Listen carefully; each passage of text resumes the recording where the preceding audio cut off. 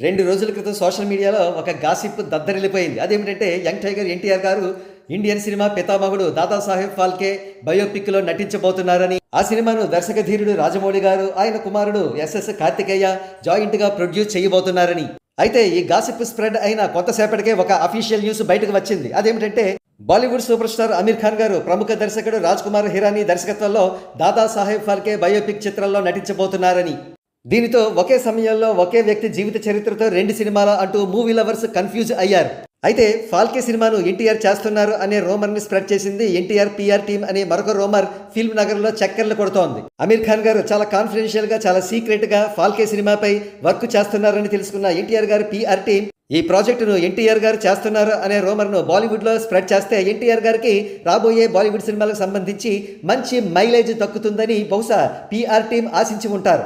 అయితే వారి స్ట్రాటజీ అమీర్ ఖాన్ గారు తన ప్రాజెక్ట్ను అఫీషియల్గా అనౌన్స్ చేయడంతో బెడిసి కొట్టింది.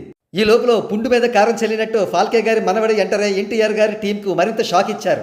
అమీర్ ఖాన్ గారి ప్రాజెక్టుపై ఫాల్కే గారి మనవడి వివరణ ఇక్కడ ఉంది.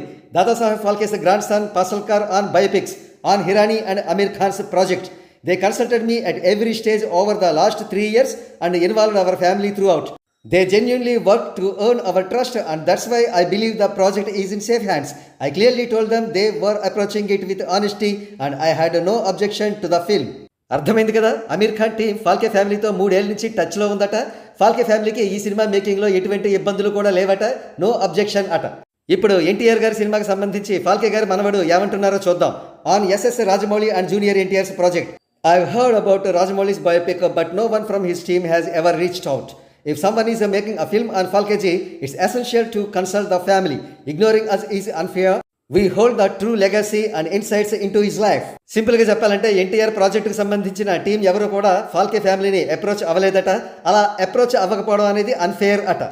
సో ఇది సంగతి. దీనిని బట్టి ఎన్టీఆర్ గారు దాదాసాహెబ్ ఫాల్కే బయోపిక్ చెయ్యడం లేదనే విషయం మనకు అర్థం అవుతోంది.